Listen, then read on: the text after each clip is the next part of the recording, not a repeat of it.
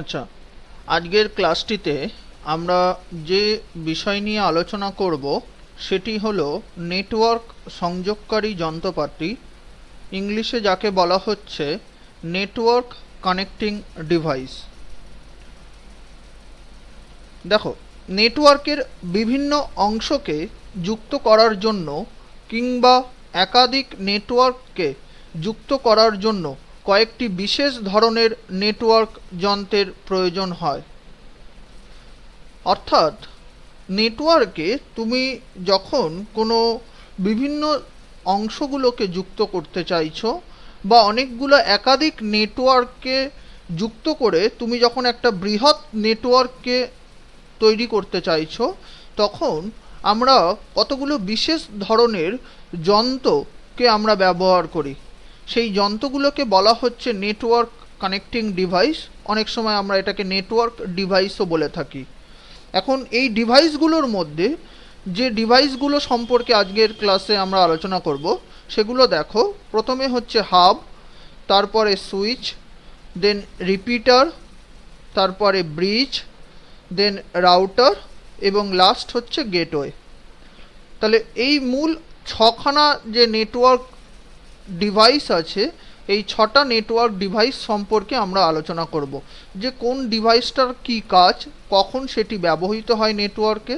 তার মানে বুঝতেই পারছো এই ছখানা ডিভাইস কিন্তু কোনো একটা নেটওয়ার্ককে তৈরি করতে গেলে আমরা কিন্তু এই ছখানা ডিভাইসকে ব্যবহার করি।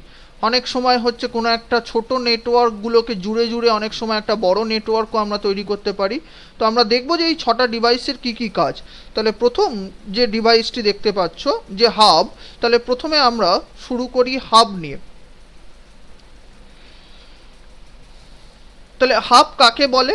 দেখো, হাব হলো এমন একটি নেটওয়ার্ক সংযোগকারী যন্ত্র যেটি কোনো নেটওয়ার্কের অন্তর্গত অনেকগুলি ডিভাইসকে সংযুক্ত করে। স্টার টোপোলজিতে এই কেন্দ্রীয় যন্ত্রের সঙ্গে সবগুলি কম্পিউটার সরাসরি যুক্ত থাকে। অর্থাৎ হাব এমন একটি ডিভাইস, এমন একটি নেটওয়ার্ক ডিভাইস যে ডিভাইসের মাধ্যমে আমরা অনেকগুলো ডিভাইস বা অনেকগুলো কম্পিউটারকে হাবের সাথে কিন্তু সরাসরি যুক্ত করতে পারি। তোমাদের মনে থাকবে এর আগের ক্লাসে আমরা স্টার টোপোলজি সম্পর্কে জেনেছিলাম। তো স্টার টোপোলজিতে আমরা সেখানে দেখেছিলাম যে একটি কেন্দ্রীয় ডিভাইস থাকছে, যেই কেন্দ্রীয় ডিভাইসের সাথে সবগুলো কম্পিউটার সরাসরি লিঙ্কে, পয়েন্ট টু পয়েন্ট লিঙ্কের সাথে যুক্ত থাকছে। এই কেন্দ্রীয় ডিভাইস, স্টার টোপোলজিতে যে কেন্দ্রীয় ডিভাইসটি আমরা জেনেছিলাম, এই কেন্দ্রীয় ডিভাইসটাকেই কিন্তু বলা হচ্ছে হাব। এখন হাবগুলি 4 পোর্ট, 8 পোর্ট, 16 পোর্ট, 24 পোর্ট বা 32 পোর্ট হতে পারে। একটি হাবে যতগুলি পোর্ট থাকে, হাবের সঙ্গে ঠিক ততগুলি কম্পিউটার যুক্ত করা যায়। অর্থাৎ হাবের মধ্যে অনেকগুলো পোর্ট থাকে, সেটা 4 পোর্টও হতে পারে, 8 পোর্টও হতে পারে, 16 পোর্ট, 24 পোর্ট হতে পারে, 32 পোর্ট হতে পারে। এরকম বিভিন্ন ধরনের পোর্টের সংখ্যার হাব হতে পারে। এখন এই পোর্ট জিনিসটা কি? পোর্ট বলছে যে এই কোন একটি হাবের মধ্যে যতগুলো পোর্ট থাকবে সেই হাবের সঙ্গে ঠিক তুমি ততগুলো কম্পিউটারকেই কিন্তু যুক্ত করতে পারবে। অর্থাৎ আমি যদি বলি যে একটি হাবের মধ্যে আমার একটা হাব যন্ত্র আছে, সেই হাবের মধ্যে পোর্টের সংখ্যা হচ্ছে 4, অর্থাৎ সেই হাবের সাথে তুমি 4টে কম্পিউটারই কিন্তু, ম্যাক্সিমাম 4টে কম্পিউটারই কিন্তু তার সাথে কানেক্ট করতে পারবে। তাহলে এইবার আমরা যদি হাবের ডায়াগ্রামটা একটু দেখি।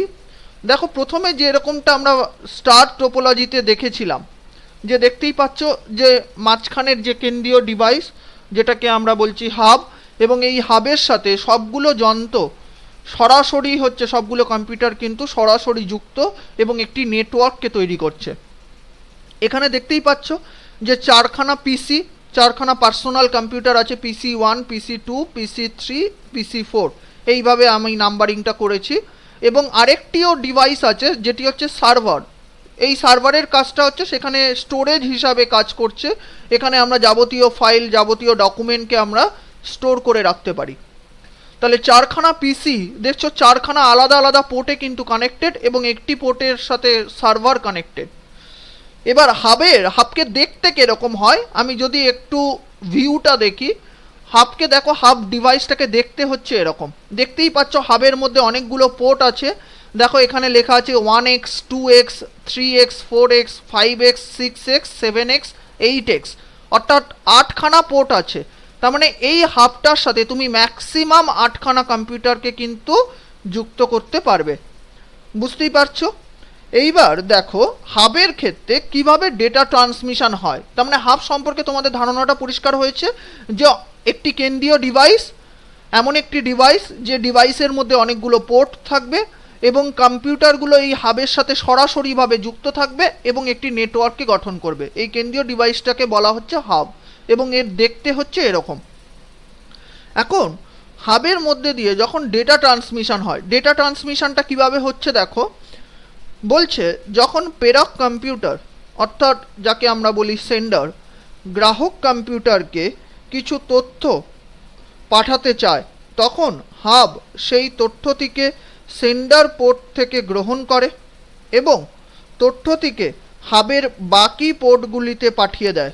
ফলে গ্রাহক কম্পিউটার ছাড়াও বাকি কম্পিউটারগুলির কাছেও তথ্যটি এসে পৌঁছয়। ফলে হাব নেটওয়ার্কের ট্রাফিককে বৃদ্ধি করে এবং এক্ষেত্রে তথ্যের নিরাপত্তা বিঘ্নিত হয়। অর্থাৎ যেটা বলতে চাইলাম, দেখো ধরো কোনো একটি সেন্ডার কম্পিউটার, ধরে নাও আমি এখানে উদাহরণ হিসাবে বলছি PC1, আমাদের যে ছবিতে যে ডায়াগ্রামটা আছে, ধরো PC1 হচ্ছে আমার সেন্ডার কম্পিউটার। PC1 PC4কে কিছু তথ্য পাঠাতে চায়, কিছু ডেটা পাঠাতে চায়। তার মানে PC1 হলো এখানে সেন্ডার এবং PC4 হলো আমার রিসিভার। এখন হাবের ক্ষেত্রে বলছে যে PC1 যে পোর্টের সাথে হাবের সাথে কানেক্টেড, ধরে নাও PC1 পোর্ট নাম্বার 1x এর সাথে কানেক্টেড, তাহলে PC1 1x পোর্টে একটি ডেটাকে হাবকে পাঠাবে।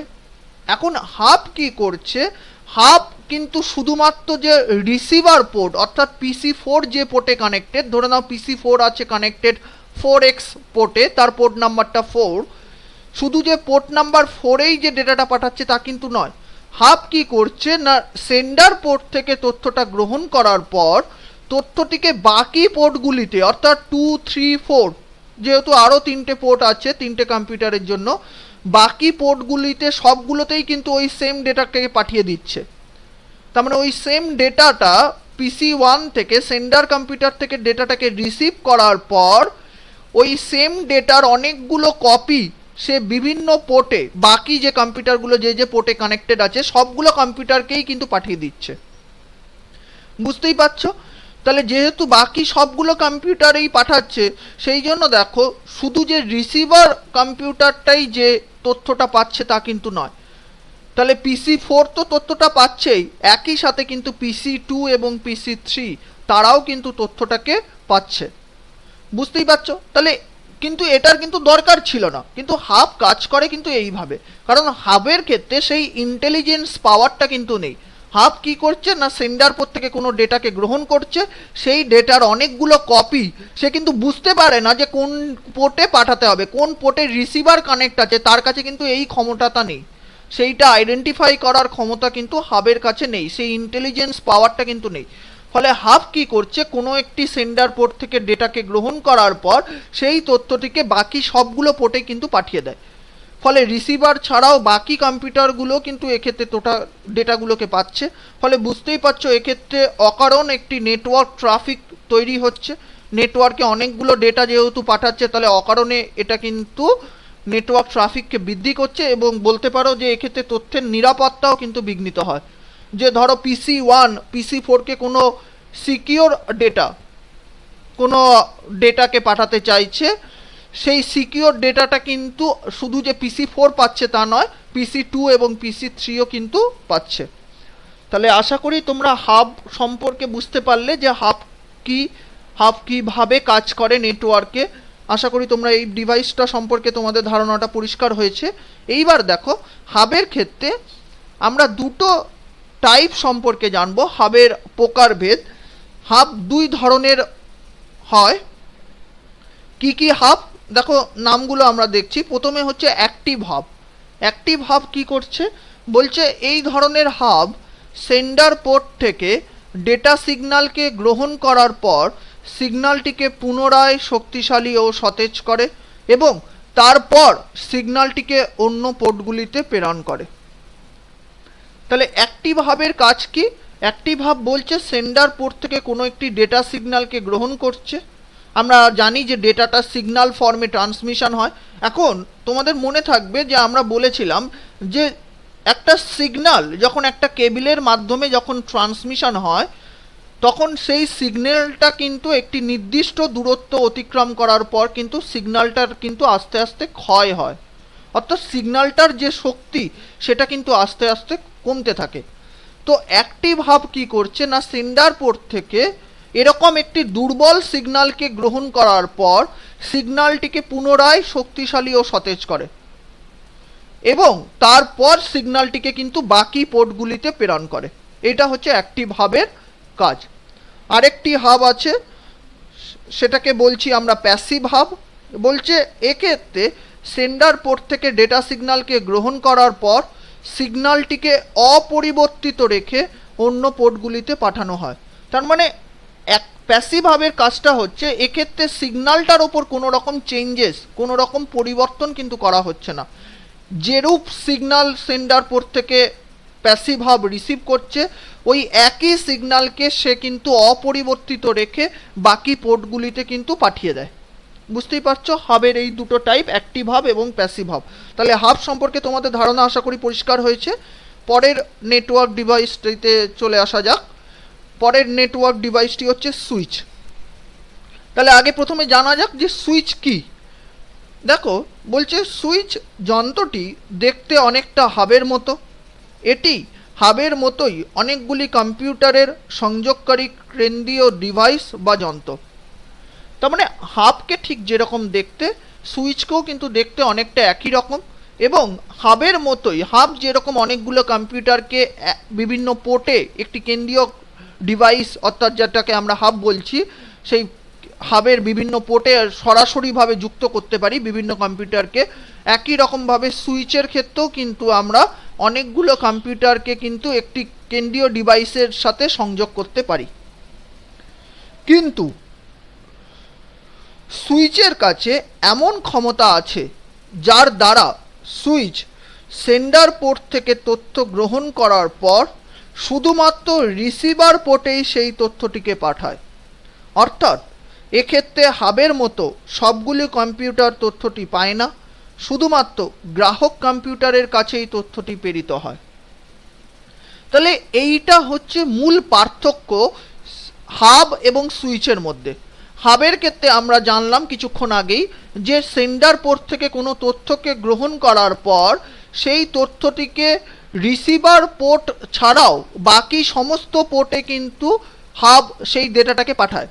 কিন্তু সুইচ কি করছে, সুইচের কাছে সেই ইন্টেলিজেন্স পাওয়ারটা আছে, সুইচ আইডেন্টিফাই করতে পারে যে কোন পোর্টের সাথে রিসিভার কম্পিউটার কানেক্টেড। ফলে সুইচ কি করছে, সেন্ডার পোর্ট থেকে তথ্যটা গ্রহণ করার পর শুধুমাত্র রিসিভার যে পোর্টের সাথে কানেক্টেড সেই পোর্টেই কিন্তু ডেটাটাকে ট্রান্সমিশন করে। হাবের মতো কিন্তু বাকি কম্পিউটারগুলো কিন্তু এক্ষেত্রে তথ্যগুলো পায় না।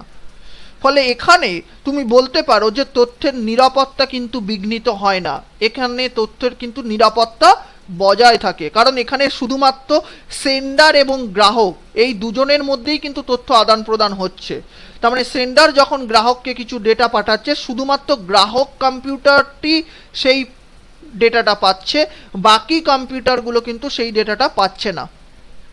তাহলে এটাই হচ্ছে মূল পার্থক্য হাব এবং সুইচের মধ্যে। আরেকটি যে বিষয় লক্ষণীয়, দেখো সুইচের পোর্টের সংখ্যা হাবের তুলনায় অনেক বেশি হয়, 32 বা 128 পোর্ট। তাহলে হাবের ক্ষেত্রে ম্যাক্সিমাম যতগুলো কম্পিউটার আমরা কানেক্ট করতে পারি তার তুলনায় কিন্তু অনেক বেশি কম্পিউটারকে কিন্তু আমরা সুইচের মাধ্যমে কানেক্ট করতে পারি। আমরা দেখেছিলাম যে 32 দেখতেই পাচ্ছ যে 32 পোর্ট আমরা যেরকম আছে সেরকম 128 পোর্টও আছে সুইচের ক্ষেত্রে। 128 পোর্ট মানে 128 খানা কম্পিউটারকে কিন্তু আমরা সুইচের মাধ্যমে কানেক্ট করতে পারবো। তো এখানে ম্যাক্সিমাম কম্পিউটারকে কিন্তু নেটওয়ার্কের সাথে আমরা সুইচের সাথে কানেক্ট করে একটি বৃহৎ নেটওয়ার্ককে কিন্তু আমরা তৈরি করতে পারি। তো এইবার যদি একটু ডায়াগ্রামের বিষয়টিতে আসা যাক, তাহলে প্রথমে একটু এই ডায়াগ্রামটার দিকে তাকাও। তাহলে এখানে দেখো সুইচ কিভাবে কাজ করছে সেটি এই ডায়াগ্রামটাতে বোঝা যাচ্ছে। যে দেখো যখন কোনো একটি, এখানে দেখো 5খানা কম্পিউটার 5টা পোর্টে কানেক্টেড আছে, সুইচের 5খানা পোর্টের সাথে কানেক্টেড। তাহলে দেখো একেবারে যে বাদিকের কম্পিউটারটা যখন সুইচকে কিছু ডেটা পাঠাচ্ছে, সেই ডেটাটা শুধুমাত্র রিসিভার কম্পিউটার, এখানে একেবারে ডান দিকের কম্পিউটারটা দেখো রিসিভার কম্পিউটার। তাহলে বাদিকের কম্পিউটারটা যখন একেবারে ডান দিকের কম্পিউটারকে কিছু ডেটা পাঠাচ্ছে, তখন ডেটাটা প্রথমে সুইচের কাছে যাচ্ছে। তাহলে data send by one node, অর্থাৎ এই কম্পিউটারটা ডেটাটাকে সুইচকে পাঠাচ্ছে। সুইচ কিন্তু শুধুমাত্র একেবারে ডান দিকের কম্পিউটারকেই ডেটাটাকে ফরওয়ার্ড করছে। দেখো লেখা আছে data is forwarded only to the destination node, অর্থাৎ ডেটাটা শুধুমাত্র যে ডেস্টিনেশন নোড মানে যার কাছে পৌঁছানোর কথা, রিসিভার নোড যেটাকে আমরা বলছি। তাহলে শুধুমাত্র রিসিভার নোডের কাছেই কিন্তু ডেটাটা ফরওয়ার্ড হচ্ছে। বাকি কম্পিউটার, মাঝখানে যে 3টে কম্পিউটার, তারা কিন্তু ওই ডেটাটাকে পাচ্ছে না। এবং দেখো সুইচের যদি আমি ডিভাইসটাকে দেখি, সুইচ ডিভাইসটাকে দেখতে হয় এরকম, দেখতেই পাচ্ছ অনেকগুলো পোর্ট আছে সুইচে। তাহলে সুইচের দেখতে হয় এরকম। তাহলে আশা করি তোমরা বুঝতে পারলে যে সুইচ কি এবং সুইচ কিভাবে কাজ করে, এবং হাবের সাথে সুইচের মূল পার্থক্যটা আশা করি তোমরা বুঝতে পেরেছ। এইবার আমরা পরবর্তী নেটওয়ার্ক ডিভাইসটি সম্পর্কে জানব। তাহলে পরের যে নেটওয়ার্ক ডিভাইস সেটি হচ্ছে রিপিটার। কি করে রিপিটার? তাহলে প্রথমে একটু রিপিটারের কাজ সম্পর্কে জানা যাক। বলছে নেটওয়ার্কে ব্যবহৃত কেবল বা তারের মধ্য দিয়ে প্রবাহিত ডেটা সংকেত নির্দিষ্ট দূরত্ব পর্যন্ত প্রবাহিত হওয়ার পর সিগন্যালগুলি ক্রমশ দুর্বল ও ক্ষীণ হতে থাকে। রিপিটার এই দুর্বল হতে থাকা সংকেতগুলিকে গ্রহণ করে শক্তিশালী ও সতেজ করে এবং পুনরায় নেটওয়ার্কে ছেড়ে দেয়। অর্থাৎ রিপিটারের মূল কাজ হচ্ছে, যেরকমটি আমরা বলছিলাম, যে যখন কোনো একটি ডেটা সিগন্যাল কেবল বা তারের মধ্য দিয়ে প্রবাহিত হচ্ছে, তখন সেই ডেটা সিগন্যালটি একটি নির্দিষ্ট দূরত্ব অতিক্রম করার পর সেটি কিন্তু আস্তে আস্তে ক্ষীণ হতে থাকে, আস্তে আস্তে দুর্বল হতে থাকে। তাহলে রিপিটার কি করছে বুঝতেই পারছো, যত একটি ডেটা সিগন্যাল কিন্তু ক্ষীণ হতে থাকবে, দুর্বল হতে থাকবে, তার কিন্তু সিগন্যালের স্ট্রেনটা কিন্তু কমতে থাকবে। অর্থাৎ সেখানে কিন্তু ইনফরমেশন কিন্তু আস্তে আস্তে কিন্তু লস হতে থাকবে। রিপিটার কি করছে? তার মানে রিপিটারের কাজটা হচ্ছে এই দুর্বল হতে থাকা সংকেতগুলিকে গ্রহণ করে, এই ক্ষীণ সিগন্যালগুলিকে, ডেটা সিগন্যালগুলিকে গ্রহণ করে এবং তাকে পুনরুজ্জীবিত করছে, অর্থাৎ তাকে শক্তিশালী ও সতেজ করে তুলছে এবং পুনরায় নেটওয়ার্কে ছেড়ে দিচ্ছে। তাহলে রিপিটারের কাজ হচ্ছে এটাই, যে উইক সিগন্যাল বা যেটাকে আমরা বলছি দুর্বল সিগন্যাল, সেই সিগন্যালটাকে গ্রহণ করছে এবং গ্রহণ করার পর তাকে আবার শক্তিশালী করছে, তার স্ট্রেনটাকে আবার ফিরিয়ে দিচ্ছে, সতেজ করছে এবং পুনরায় নেটওয়ার্কে ছেড়ে দিচ্ছে। এই কাজটাই হচ্ছে মূল কাজ হচ্ছে রিপিটারের। তার মানে বুঝতেই পারছো যে রিপিটার ব্যবহার করে নেটওয়ার্ক কেবিলের দৈর্ঘ্য অনেক গুণ বাড়ানো হয়। তার মানে যেহেতু একটি নির্দিষ্ট কেবিলের একটি নির্দিষ্ট দূরত্ব যাওয়ার পরে সিগন্যালটা যেহেতু আস্তে আস্তে ক্ষয় হতে থাকছে, তাহলে ওই দূরত্বে গিয়ে যদি আমি একটি রিপিটারকে আমি যদি সেট করি, তাহলে ওই রিপিটারের সাথে আবার আমি আরেকটি কেবিলকে যুক্ত করতে পারবো। তার মানে এইভাবে কিন্তু রিপিটার ব্যবহার করে কিন্তু আমরা নেটওয়ার্ক কেবিলের কিন্তু দৈর্ঘ্যকে অনেক গুণ কিন্তু বাড়িয়ে দিতে পারি। বুঝতেই পারছো? আরেকটি যে বিষয় রিপিটার সম্পর্কে লক্ষণীয়, সেটি হচ্ছে দেখো, তবে রিপিটার ডেটা প্রেরণের অভিমুখ কোন দিকে হবে তা নির্ণয় করতে পারে না। রিপিটার কিন্তু বুঝতে পারে না যে ডেটাটাকে কোন দিকে পাঠাতে হবে। রিপিটার কি করছে? সিম্পলি ডেটাটাকে গ্রহণ করছে, একটি দুর্বল সিগন্যালকে গ্রহণ করছে, তাকে আবার শক্তিশালী করছে এবং সিগন্যালটাকে পাঠিয়ে দিচ্ছে। রিপিটার কিন্তু ডেটাটা কোন দিকে প্রেরণ করতে হবে, তার অভিমুখটা কোন দিকে হবে, তার ডিরেকশনটা কোন দিকে হবে, সেটা কিন্তু রিপিটার কিন্তু আইডেন্টিফাই করতে পারে না। এইবার যদি আমরা একটু ডায়াগ্রামের বিষয়টিতে আসি, তাহলে দেখো যেরকমটি বলছিলাম, দেখো মাঝের যে ডিভাইসটি সেটা হচ্ছে রিপিটার। দেখো বাদিকের একটি আমরা একটু ভাঙাচোরা একটু ব্রেক করা সিগন্যাল দেখাচ্ছি। দেখো বুঝতেই পারছো এই সিগন্যালটা হচ্ছে দুর্বল ও ক্ষীণ ডেটা সিগন্যাল, যেখান থেকে যেই সিগন্যালটাকে রিপিটার কি করছে, পুনরায় সেটাকে শক্তিশালী ও সতেজ করছে। এবং ডান দিকের যে ডেটা সিগন্যালটা দেখতে পাচ্ছ, একটি স্কোয়ার শেপের যে সিগন্যাল, সেটা হচ্ছে আবার পুনরায় সেই সিগন্যালটাকে শক্তিশালী করে দিচ্ছে। তার মানে এই কাজটা হচ্ছে কিন্তু রিপিটারের কাজ, যে দুর্বল সিগন্যালটাকে গ্রহণ করছে, করে তাকে পুনরায় শক্তিশালী ও সতেজ করে দিচ্ছে, যাতে তার থেকে ইনফরমেশান যাতে লস না হয় এবং সেই সিগন্যালটাকে অনেক দূর পর্যন্ত যাতে তুমি ট্রান্সমিশন করতে পারো। এবার দেখো রিপিটার ডিভাইসটা যদি কীরকম দেখতে হয়, একটু যদি আমি ছবিটা দেখাই, দেখো দেখতেই পাচ্ছ রিপিটার দেখতে হচ্ছে এরকম। তার মানে দেখো এখানে আমার কিন্তু দুখানা পোর্ট দেখাচ্ছি, দেখতেই পাচ্ছ, পোর্ট নাম্বার 1, পোর্ট নাম্বার 2। তার মানে এখানে কিন্তু ম্যাক্সিমাম দুটো কম্পিউটার কিন্তু আমরা বা দুটো নেটওয়ার্কের কেবিল কিন্তু আমরা কানেক্ট করতে পারবো। তাহলে আশা করি রিপিটার সম্পর্কে তোমাদের ধারণাটা পরিষ্কার হয়েছে, রিপিটার কি এবং রিপিটার কীভাবে কাজ করে। তাহলে পরের নেটওয়ার্ক যে ডিভাইসটি আছে সেটি সম্পর্কে আসা যাক। পরের যে নেটওয়ার্ক ডিভাইস সেটি হলো ব্রিজ। তাহলে ব্রিজ কি করে, তাহলে আগে দেখি ব্রিজ কাকে বলে। বলছে এই নেটওয়ার্ক যন্ত্রের সাহায্যে একই ধরনের নেটওয়ার্ক প্রোটোকল যুক্ত দুই বা তার বেশি ল্যান নেটওয়ার্ককে এমনভাবে যুক্ত করা হয় যাতে তারা একটি নেটওয়ার্ক হিসাবে কাজ করতে পারে। অনেক সময় একটি বড় নেটওয়ার্ককে ছোট ছোট নেটওয়ার্কে ভাগ করার কাজেও ব্রিজকে ব্যবহার করা হয়। তার মানে ব্রিজ কথাটা নামটা দেখেই বুঝতে পারছো, এটি দুটো নেটওয়ার্ককে, দুটো বড় নেটওয়ার্ককে কিন্তু যুক্ত করছে। তো এখানে ব্রিজের কাজটা হচ্ছে যে দুই বা তার বেশি ল্যান নেটওয়ার্ককে কিন্তু সংযুক্ত করে একটি বৃহৎ আকারের নেটওয়ার্ককে কিন্তু সৃষ্টি করছে। তো ধরো কোনো একটি বড় নেটওয়ার্ক তৈরি করতে হবে। এখন এই বড় নেটওয়ার্ক তৈরি করতে গেলে আমরা কি করি, আমরা অনেক সময় করি সেই বড় নেটওয়ার্কটা তৈরি করতে গিয়ে আমরা অনেকগুলো ছোট ছোট নেটওয়ার্ককে আমরা তৈরি করি। এখন এই ছোট ছোট নেটওয়ার্কগুলোকে আমরা যখন ব্রিজের মাধ্যমে যুক্ত করতে থাকি, তখন কিন্তু একটা অটোমেটিক একটা বড় নেটওয়ার্কের কিন্তু তৈরি হয়ে যায়। তাহলে ব্রিজের মূল কাজটা কিন্তু এটা, যে একই ধরনের নেটওয়ার্ক প্রোটোকল যুক্ত, অর্থাৎ নেটওয়ার্ক যে নেটওয়ার্কগুলোকে তুমি যুক্ত করছো ব্রিজের মাধ্যমে, সেই নেটওয়ার্কগুলো কিন্তু একই প্রোটোকল যুক্ত হতে হবে। ঠিক আছে, তাহলে একই প্রোটোকল যুক্ত, তাদের বৈশিষ্ট্যটা একই হতে হবে, তাদের ডেটা ট্রান্সমিশনের বৈশিষ্ট্যটা কিন্তু একই হতে হবে। তাহলে একই প্রোটোকল যুক্ত দুই বা তার বেশি ল্যান নেটওয়ার্ককে এমনভাবে যুক্ত করছে, হচ্ছে যুক্ত করার কাজটা করছে কিন্তু ব্রিজ। এইবার দেখো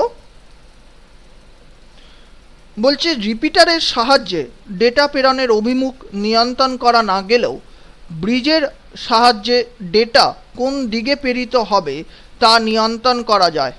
এর জন্য ব্রিজের কাছে এক ধরনের অ্যাড্রেস টেবিল থাকে। সেন্ডার কম্পিউটার থেকে তথ্য গ্রহণের পর ব্রিজ কেবল রিসিভার কম্পিউটারটি যে ল্যান নেটওয়ার্কের সাথে যুক্ত সেই অংশেই তথ্যটিকে পাঠায়। ব্রিজ অন্য অংশে তথ্য প্রেরণ করে না বলে ডেটা ট্রাফিক এড়ানো যায় এবং তথ্যের নিরাপত্তাও বজায় থাকে। তার মানে দেখো ব্রিজের কাজটা কি না, আমরা কিছুক্ষণ আগেই দেখলাম যে রিপিটারের মাধ্যমে যখন কিন্তু রিপিটার যখন তুমি ব্যবহার করছো, রিপিটার কিন্তু ডেটা সিগন্যালের কিন্তু অভিমুখটা কোন দিকে হবে, ডেটা সিগন্যালটা রিসিভ করার পর তাকে কোন দিকে পাঠাতে হবে সেইটা কিন্তু নিয়ন্ত্রণ করতে পারে না, কিন্তু ব্রিজের সাহায্যে কিন্তু সেই জিনিসটা করা যায়। বলছে কি না, ব্রিজের কাছে এক ধরনের অ্যাড্রেস টেবিল থাকে। এই অ্যাড্রেস টেবিলের মধ্যে যেমন সেন্ডারের অ্যাড্রেসটাও স্টোর করা থাকে, ঠিক একই রকমভাবে যে রিসিভারের অ্যাড্রেসও কিন্তু ব্রিজের কাছে কিন্তু স্টোর থাকে। সেই ইনফরমেশানটা কিন্তু ব্রিজের কাছে থাকে, যে সেন্ডার কোন পোর্টে কানেক্টেড, সেন্ডারের নেটওয়ার্কটা কোন পোর্টে কানেক্টেড, এবং রিসিভারের কম্পিউটারটা কোন নেটওয়ার্কের সাথে আছে এবং রিসিভার নেটওয়ার্কটা কোন পোর্টের সাথে কানেক্টেড, সেই ইনফরমেশান কিন্তু ব্রিজের কাছে আছে। ফলে কি হচ্ছে না, যখন সেন্ডার যখন কোনো তথ্য রিসিভারকে পাঠাতে চাইছে, তাহলে সেন্ডার থেকে সেই তথ্যটা ব্রিজ গ্রহণ করার পর রিসিভার কম্পিউটারটি যে ল্যান্ড নেটওয়ার্কের সাথে যুক্ত, শুধুমাত্র সেই ল্যান্ড নেটওয়ার্কেই কিন্তু তথ্যটিকে ফরওয়ার্ড করছে। তার মানে আমরা কিছুক্ষণ আগেই জানলাম যে ব্রিজের মাধ্যমে আমরা অনেকগুলো ছোট ছোট ল্যান্ড নেটওয়ার্কে একসাথে যুক্ত করতে পারি। ব্রিজের মাধ্যমে দুটো নেটওয়ার্কের মধ্যে একটি সংযোগ স্থাপন করছে ব্রিজ। তাহলে যদি এরকম অনেকগুলো ল্যান্ড নেটওয়ার্ক যদি ব্রিজের সাথে যুক্ত করি, এখন ব্রিজ ধরো সেন্ডার যদি কোনো একটি ডেটাকে ব্রিজকে পাঠায়, ব্রিজ কিন্তু সেই ডেটাটা শুধুমাত্র যে ল্যান্ড নেটওয়ার্কের সাথে রিসিভার কম্পিউটারটা কানেক্টেড, শুধুমাত্র সেই ল্যান্ড নেটওয়ার্কেই কিন্তু ডেটাটাকে ফরওয়ার্ড করছে, বাকি ল্যান্ড নেটওয়ার্কে কিন্তু ডেটাটা পাঠায় না। ফলে বুঝতেই পারছো যে এইভাবে ব্রিজ কিন্তু ডেটা ট্রাফিক কিন্তু নেটওয়ার্কে যাতে ডেটা ট্রাফিক কম হয় সেই দিকটা লক্ষ্য রাখছে, এবং এক্ষেত্রে বুঝতেই পারছো যে তথ্যের নিরাপত্তাও কিন্তু বজায় থাকছে। তাহলে আমরা যদি ব্রিজের ডায়াগ্রামটার দিকে আসি, দেখো ব্রিজের যেরকমটি বলছিলাম, দেখো এখানে সেগমেন্ট 1 এবং সেগমেন্ট 2, সেগমেন্ট 1টা হচ্ছে একটি ল্যান্ড নেটওয়ার্ক, সেগমেন্ট 2 হচ্ছে আরেকটি ল্যান্ড নেটওয়ার্ক। দেখো দুটো ল্যান্ড নেটওয়ার্ককে যুক্ত করার কাজটা করছে কিন্তু ব্রিজ, তার মানে দুটো ছোট ছোট ল্যান্ড নেটওয়ার্ককে যুক্ত করে একটি বড় আকারের নেটওয়ার্ক তৈরি করছে।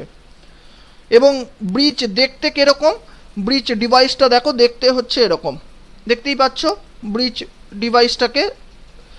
তাহলে ডান দিকের যে ছবিটা দেখছো সেরকম দেখতে হয় হচ্ছে ব্রিজ। তার মানে ব্রিজের কাজটা তোমরা আশা করি বুঝতে পারলে, যে অনেকগুলো ল্যান্ড নেটওয়ার্ককে, অনেকগুলো একই নেটওয়ার্ক প্রোটোকল যুক্ত ল্যান্ড নেটওয়ার্ককে যুক্ত করে একটি বৃহৎ আকারের নেটওয়ার্ক তৈরি করছে ব্রিজ। এবং এক্ষেত্রে সেন্ডার কম্পিউটার থেকে, মানে ধরো এইদিকে যেমন ধরো আমি যদি এক্সাম্পল দেখাই বলি, যে ধরো PC1 সেগমেন্ট 1-এ দেখছো একটি PC1 বলে লেখা আছে। এখন PC1 যদি ডান দিকের কোনো একটি কম্পিউটারকে ডেটাটা পাঠাতে চায়, তাহলে ডেটাটা প্রথমে ব্রিজের কাছে আসবে। ব্রিজ কিন্তু শুধুমাত্র ওই নেটওয়ার্কেই কিন্তু ডেটাটা পাঠাবে, ডান দিকের কম্পিউটারেই কিন্তু ডেটাটা পাঠাবে। বুঝতেই পারছো তাহলে ব্রিজ কিভাবে কাজ করছে, আশা করি তোমরা বুঝলে ব্রিজ কি এবং ব্রিজ কিভাবে কাজ করে। আচ্ছা, এইবার আমরা যে নেটওয়ার্ক ডিভাইসটি নিয়ে আলোচনা করব সেটি হলো রাউটার। তাহলে প্রথমে দেখা যাক যে রাউটার কাকে বলে। দেখো, রাউটার এমন একটি নেটওয়ার্ক যন্ত্র যেটি ল্যান নেটওয়ার্ককে ওয়ান নেটওয়ার্কের সাথে যুক্ত করে। রাউটার নেটওয়ার্ক অ্যাড্রেস অর্থাৎ আইপি অ্যাড্রেসের ওপর ভিত্তি করে গ্রাহক কম্পিউটারে তথ্য পরিবহন করে। অর্থাৎ বুঝতেই পারছো রাউটারের মূল কাজ হচ্ছে ল্যান নেটওয়ার্ক অর্থাৎ যাকে আমরা বলি লোকাল এরিয়া নেটওয়ার্ক এর সাথে ওয়ান নেটওয়ার্ক যেটা হলো ওয়াইড এরিয়া নেটওয়ার্ক তার সংযোগ স্থাপন করা। এখন আমরা জানি, তোমরা নিশ্চয়ই জেনেছো এর আগের ক্লাসগুলোতে, যে ওয়াইড এরিয়া নেটওয়ার্ক বেসিক্যালি হচ্ছে ইন্টারনেটটাকেই আমরা বলে থাকি। তো এখন তার মানে বুঝতেই পারছো যে রাউটার কি করছে না, লোকাল এরিয়া নেটওয়ার্কের সাথে কিন্তু ইন্টারনেটের সংযোগ স্থাপনটা করছে কিন্তু রাউটার। এখন রাউটার কার উপর ভিত্তি করে গ্রাহক কম্পিউটারগুলোকে তথ্য পরিবহন করছে না, রাউটার আইপি অ্যাড্রেস যেটাকে আমরা বলে থাকি নেটওয়ার্ক অ্যাড্রেস, এই নেটওয়ার্ক অ্যাড্রেসের ওপর ভিত্তি করে কিন্তু গ্রাহক কম্পিউটারে তথ্য পরিবহন করছে। পরবর্তী ক্লাসে কিন্তু আমরা এই আইপি অ্যাড্রেস অর্থাৎ যেটাকে বলা হচ্ছে ইন্টারনেট প্রোটোকল অ্যাড্রেস এর সম্পর্কে কিন্তু আমরা ডিটেলসে জানব। এখন দেখা যাক যে রাউটার যখন তথ্য পরিবহন করছে সেই তথ্য পরিবহনটা কিভাবে করছে। দেখো রাউটার স্বয়ংক্রিয়ভাবে একটি টেবিল তৈরি করে যার সাহায্যে কোনো ডেটাকে খুব কম সময় সঠিক পথে গন্তব্যস্থলে পৌঁছে দেয়। তথ্য পাঠানোর সময় কোনো একটি পথ ব্যস্ত থাকলে অপেক্ষাকৃত কম ব্যস্ত পথে রাউটার তথ্যগুলিকে প্রেরণ করে। তার মানে কি বলতে চাইলাম, যে রাউটারের কাছে রাউটার নিজেই স্বয়ংক্রিয়ভাবে অর্থাৎ নিজেই একটি টেবিল তৈরি করে যার সাহায্যে কোনো ডেটাকে রাউটার কি করছে না খুব কম সময় এবং সঠিক পথে কিন্তু গন্তব্যস্থলে কিন্তু পৌঁছে দেয়। এবং ধরো কোনো তথ্য পাঠানোর সময় ধরো যে কম্পিউটারটিতে অর্থাৎ গ্রাহক কম্পিউটারটিতে তথ্য পরিবেশনের সময় যদি রাউটার লক্ষ্য করে যে গ্রাহক কম্পিউটারে পৌঁছানোর জন্য হয়তো অনেকগুলো পথ আছে, এখন রাউটার কি করছে না সবথেকে বেস্ট যে পথটা অর্থাৎ সবথেকে যে পথে তথ্য পরিবহন করলে সবথেকে কম নেটওয়ার্ক ট্রাফিক হবে অর্থাৎ নেটওয়ার্ক ট্রাফিককে এড়ানো যাবে, রাউটার কিন্তু সেই পথটাকে কিন্তু বেছে নেয়। অর্থাৎ রাউটারের কাছে কিন্তু সেই ইন্টেলিজেন্স ক্ষমতাটা কিন্তু রাউটারের আছে। তার মানে রাউটার এক্ষেত্রে বুঝতেই পারছো যে শুধুমাত্র গ্রাহক কম্পিউটারেই তথ্য পরিবহন করে এবং গ্রাহক কম্পিউটারে তথ্য পরিবহন করতে গিয়ে সবথেকে এফিশিয়েন্ট যে পাথ অর্থাৎ সবথেকে যে বেস্ট পথ যেটাতে তথ্য পরিবহন করলে কম সময় লাগবে এবং সেক্ষেত্রে নেটওয়ার্ক ট্রাফিককেও এড়ানো যাবে, রাউটার কিন্তু সেই পথটাকে বেছে নিয়ে সেই পথে কিন্তু গ্রাহক কম্পিউটারে তথ্য পৌঁছে দেয়। রাউটারের কাছে এই ক্ষমতাটা কিন্তু আছে। এখন দেখো যে রাউটারের মাধ্যমে অনেক দূরবর্তী স্থানে কিন্তু ডেটা পাঠানো সম্ভব। একটি ডেটা প্যাকেট পেরাক কম্পিউটার থেকে গ্রাহক কম্পিউটারে পৌঁছতে অনেকগুলি রাউটারকে অতিক্রম করতে হতে পারে। তার মানে বুঝতেই পারছো যে যেহেতু রাউটার লোকাল এরিয়া নেটওয়ার্কের সাথে পুরো ওয়ান নেটওয়ার্কের সংযোগ স্থাপন করছে, সুতরাং রাউটারের মাধ্যমে কিন্তু আমি ইচ্ছা মতো যত দূরে সম্ভব কিন্তু গ্রাহক কম্পিউটারে তথ্য পরিবহন করতে পারি। ঠিক আছে, এবং একটি ডেটা প্যাকেট যখন তুমি গ্রাহক কম্পিউটার পেরাক কম্পিউটার থেকে গ্রাহক কম্পিউটারে সেন্ড করছো তখন রাউটারকে কিন্তু মধ্যবর্তী কিন্তু অনেকগুলো রাউটারকে অতিক্রম করে কিন্তু সেই ডেটা প্যাকেটটা সেন্ডার থেকে রিসিভারে কিন্তু পৌঁছতে হতে পারে। এইবার আমরা যদি রাউটার কিরকম দেখতে হয় একটু তার ডায়াগ্রামটা সম্পর্কে দেখি, তাহলে দেখো প্রথমে যেমনটি বলছিলাম, দেখো এখানে আমরা একটি ওয়্যারলেস রাউটারের ছবি দেখাচ্ছি। দেখো বুঝতেই পারছো যে এই ওয়্যারলেস রাউটারের সাথে ইন্টারনেটের সরাসরি সংযোগ আছে এবং এই ওয়্যারলেস রাউটারটাকে ব্যবহার করছে দেখো একটি ল্যাপটপ ওয়াইফাইয়ের সাহায্যে ওয়্যারলেস রাউটারের সাথে কানেক্টেড, একটি মোবাইল ফোন যেটি ওয়াইফাইয়ের সাথে কানেক্টেড এবং এই রাউটারের সাথে একটি ওয়্যার্ড লাইন দেখছো যার সাথে দুটো পিসি অর্থাৎ পার্সোনাল কম্পিউটার কিন্তু কানেক্টেড আছে। তার মানে টোটাল কিন্তু এই চারটে ডিভাইস কিন্তু এই ওয়্যারলেস রাউটারটাকে কিন্তু ব্যবহার করছে এবং এই চারটে কম্পিউটারের মাধ্যমে কিন্তু তুমি ইন্টারনেটের মাধ্যমে বিভিন্ন তথ্য কিন্তু যেখান থেকে পারবে যে কম্পিউটারে চাও সেই কম্পিউটারে কিন্তু তথ্য পরিবহন করতে পারো।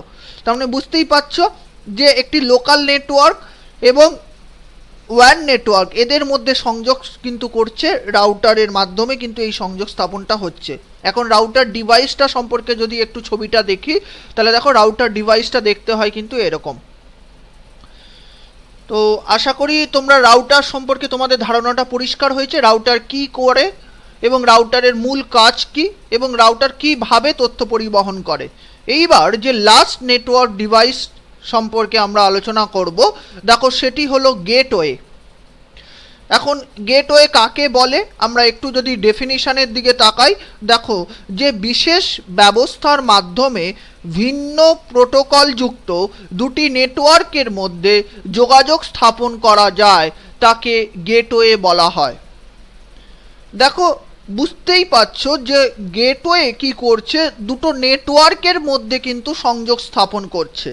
কিন্তু এক্ষেত্রে যেটা লক্ষণীয়, আমরা কিছুক্ষণ আগে আমরা কিন্তু ব্রিজ নেটওয়ার্ক ডিভাইস সম্পর্কে কিন্তু পড়ে এসেছি। এখন ব্রিজ নেটওয়ার্ক ডিভাইসটা তোমরা কিন্তু খেয়াল করে দেখো, সেখানেও আমরা বলছি যে এক্ষেত্রে দুটো নেটওয়ার্ককে সংযোগ স্থাপন করছে, ছোট ছোট নেটওয়ার্ককে সংযোগ স্থাপন করে একটি বৃহৎ নেটওয়ার্ক তৈরি করছে ব্রিজ। সেক্ষেত্রে কিন্তু আমরা বলেছিলাম যে নেটওয়ার্কগুলো কিন্তু একই প্রোটোকল যুক্ত হতে হবে, কিন্তু গেটওয়ের ক্ষেত্রে বলছে দেখো যে ভিন্ন প্রোটোকল যুক্ত, অর্থাৎ নেটওয়ার্কগুলো কিন্তু বিভিন্ন প্রোটোকল যুক্ত হতে পারে, তারা বিভিন্ন প্রোটোকল মেনে কিন্তু নেটওয়ার্কটা হতে পারে। প্রত্যেকটা নেটওয়ার্ক তাদের মধ্যে যখন একটি সংযোগ স্থাপন করছে সেই সংযোগ স্থাপনটা হচ্ছে কিন্তু গেটওয়ের মাধ্যমে। দেখো, বিভিন্ন নেটওয়ার্কে বিভিন্ন ধরনের প্রোটোকল ব্যবহার করা হয় বলে ডেটা বিনিময়ের সময় সমস্যা দেখা দিতে পারে। গেটওয়ে একটি প্রোটোকল মেনে তৈরি করা ডেটাকে অন্য নেটওয়ার্কে পাঠাবার জন্য সেই নেটওয়ার্কের প্রোটোকলের উপযোগী করে রূপান্তর করে দেয়। তার মানে বুঝতেই পারছো, যখন দুটো নেটওয়ার্কের মধ্যে তুমি সংযোগ স্থাপন করছো এবং দুটো নেটওয়ার্ক যখন ভিন্ন প্রোটোকল মেনে নিজেদের মধ্যে ডেটা ট্রান্সমিশন করছে, তখন তাদের মধ্যে ডেটা বিনিময়ের কিন্তু সমস্যা দেখা দিতে পারে। একটি নেটওয়ার্ক এক প্রোটোকল মেনে, এক রুলস মেনে ডেটা ট্রান্সফার করছে, আরেকটি নেটওয়ার্ক সম্পূর্ণ ভিন্ন প্রোটোকল মেনে ডেটা ট্রান্সমিশন করছে। এখন এই যে দুটো নেটওয়ার্কের মধ্যে প্রোটোকলের যে মিসম্যাচ, সেই মিসম্যাচটা কিন্তু দূর করছে কিন্তু গেটওয়ে। তাহলে গেটওয়ে কি করছে না, একটি প্রোটোকল মেনে তৈরি করা ডেটাকে গেটওয়ে কিন্তু অন্য নেটওয়ার্কে যখন পাঠাচ্ছে, তখন সেই নেটওয়ার্কের প্রোটোকল, সেই নেটওয়ার্কটি যে প্রোটোকল মেনে ডেটা ট্রান্সমিশন করে, সেই নেটওয়ার্কের প্রোটোকল মেনে চলে কিন্তু ডেটাটাকে সেই নেটওয়ার্কে পাঠাচ্ছে। অর্থাৎ ওই নেটওয়ার্কের প্রোটোকলের উপযোগী করে কিন্তু ওই নেটওয়ার্কে ডেটাটিকে সেন্ড করছে। তার মানে বুঝতেই পারছো যে গেটওয়ের মূল কাজ হচ্ছে এক প্রোটোকল মেনে ডেটা যে আসছে, সেই ডেটাটাকে সম্পূর্ণ অন্য প্রোটোকলের যে নেটওয়ার্ক, সেই প্রোটোকলের উপযোগী করে সেই প্রোটোকলে ডেটাটাকে রূপান্তর করে কিন্তু নেটওয়ার্কে ডেটাটি ট্রান্সফার করছে। এইবার দেখো, গেটওয়ের যদি আমরা ডায়াগ্রামটার দিকে তাকাই, দেখো গেটওয়ের ডায়াগ্রামটা আমরা এখানে দেখাচ্ছি। দেখো এখানে দেখতেই পাচ্ছ যে তিনটে নেটওয়ার্কের আমরা কথা বলছি। একটি হচ্ছে হোম ওয়ার্কার, একটি হচ্ছে মোবাইল ওয়ার্কার এবং একটি হচ্ছে অফিস ওয়ার্কার। এই তিনটে নেটওয়ার্কের কথা বলছি। দেখো এই তিনটে নেটওয়ার্কের সংযোগ স্থাপন করছে কিন্তু গেটওয়ে। এখন হোম নেটওয়ার্ক অর্থাৎ হোম ওয়ার্কার, তারা কিন্তু সম্পূর্ণ আলাদা প্রোটোকল মেনে কিন্তু ডেটা ট্রান্সমিশন করতে পারে। সেই একই প্রোটোকল মেনে কিন্তু অফিস নেটওয়ার্ক কিন্তু নাও করতে পারে। তার মানে হোম ওয়ার্কার এবং অফিস নেটওয়ার্ক আমরা যদি ধরে নিই যে এরা ভিন্ন প্রোটোকল মেনে ডেটা ট্রান্সমিশন করে, গেটওয়ে কিন্তু এই যে তাদের মধ্যে যখন ডেটা কমিউনিকেশনটা হচ্ছে, তাদের মধ্যে হোম ওয়ার্কার এবং অফিস ওয়ার্কারের মধ্যে যখন ডেটা এক্সচেঞ্জ হচ্ছে, তখন কিন্তু যেহেতু দুটো আলাদা নেটওয়ার্ক এবং আলাদা প্রোটোকল মেনে তারা ডেটা ট্রান্সমিশন করে, তাহলে গেটওয়ে কিন্তু এই সমস্যাটার সমাধান করছে। একটি ধরো হোম নেটওয়ার্কটি যে প্রোটোকল মেনে ডেটা ট্রান্সমিশন করে, তাহলে হোম ওয়ার্কার থেকে অফিস নেটওয়ার্কে যখন ডেটা ট্রান্সমিশন করছে, তখন অফিস নেটওয়ার্কের প্রোটোকলের উপযোগী করে কিন্তু ডেটাটাকে ট্রান্সমিশন করছে। তাহলে এই কাজটি করছে কিন্তু তোমার গেটওয়ে। তার মানে বুঝতেই পারছো গেটওয়ের সাথে ব্রিজের মূল পার্থক্যটা কোথায়। গেটওয়ে কিন্তু দুটো আলাদা প্রোটোকল যুক্ত নেটওয়ার্ককে কিন্তু তাদের মধ্যে সংযোগ স্থাপন করছে কিন্তু গেটওয়ে। ব্রিজ কিন্তু বলেছিলাম একই প্রোটোকল মেনে চলা দুটো নেটওয়ার্ককে সংযোগ স্থাপন করে। তাহলে এই হলো আমাদের 6টি যে নেটওয়ার্ক ডিভাইস সম্পর্কে আমরা জানলাম। তারা প্রত্যেকটি নেটওয়ার্ক ডিভাইসের কি কাজ, কখন কোন ডিভাইসটি কাজে লাগে, সে সম্পর্কে আমরা জানলাম। তো আশা করি তোমরা ক্লাসটি বুঝতে পেরেছো। আজকের ক্লাসটি এই পর্যন্তই থাকলো। Thank you.